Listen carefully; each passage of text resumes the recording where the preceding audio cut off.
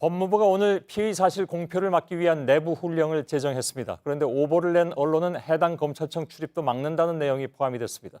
오보를 가리는 기준은 좀 불분명해서 결국 검찰의 판단에 맡겨질 것이고 이 경우에 오히려 검찰의 권한을 강화하는 것이 아니냐 하는 지적도 나왔습니다.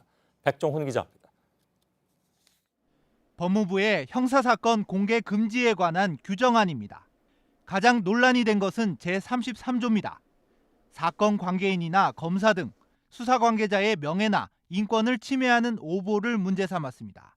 검찰총장 등이 오보를 낸 언론 취재진에 검찰청 출입 제한을 할 수 있게 했습니다.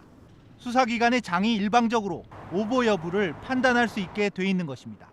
원칙적으로 사건 당사자가 언론의 오보로 피해를 봤다고 판단하면 언론중재위원회에 제소할 수 있고 소송도 낼 수 있습니다.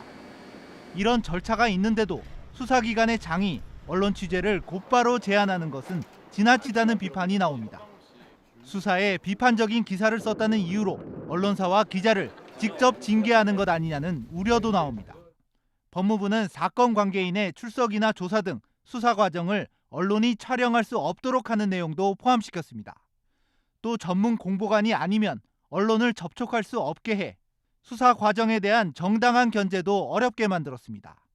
법무부는 비판이 이어지자 언론과 대한변협, 시민단체로부터 의견 수렴을 했다고 주장했습니다.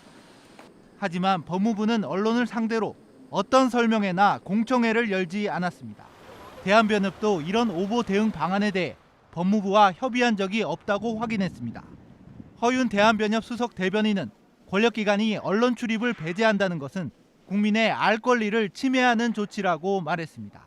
JTBC 백종훈입니다.